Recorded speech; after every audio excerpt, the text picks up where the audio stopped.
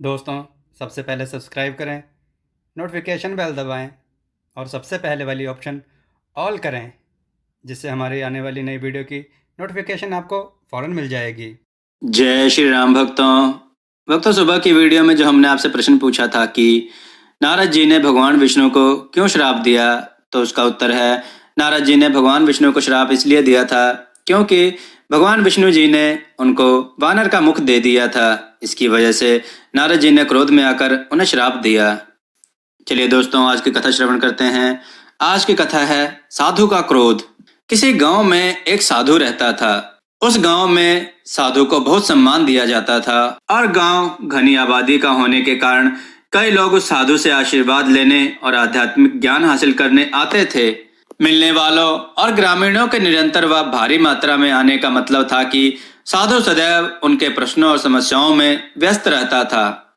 इसके परिणाम स्वरूप साधु अपनी रोजमर्रा की आध्यात्मिक कार्य प्रणाली व साधना नहीं कर पाता था और इसलिए आसानी से चिड़चिड़ा व क्रोधित हो जाता था।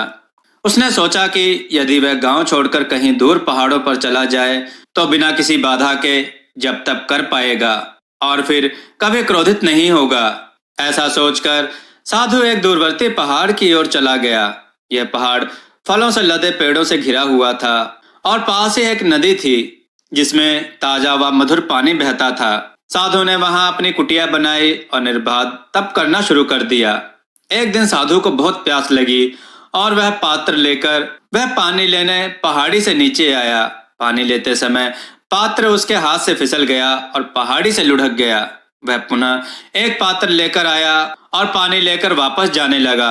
लौटते समय गलती से एक पत्थर से ठोकर लगने के कारण वह लड़खड़ा गया। एक बार फिर पानी का पात्र साधु के हाथ से फिसल गया। इस बार साधु को बहुत गुस्सा आया।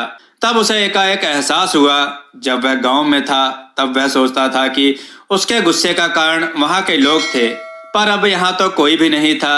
फिर भी वह अपने क्रोध पर नियंत्रण नहीं कर पा रहा था। तब उसे समझ में आया कि उसके क्रोध का कारण लोग नहीं थे, परंतु यह उसके स्वभाव का परिणाम था। उसे स्पष्ट समझ में आया कि उसने अपने परिवार आदि का त्याग करके गेरुए वस्त्र इसलिए धारण किए थे ताकि वह अपनी आध्यात्मिक खोज का लक्ष्य हासिल कर सके।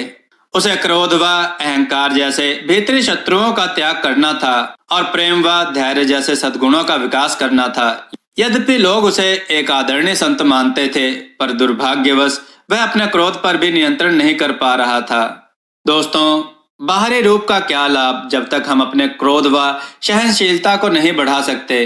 दोस्तों, आपको यह कथा कैसी लगी?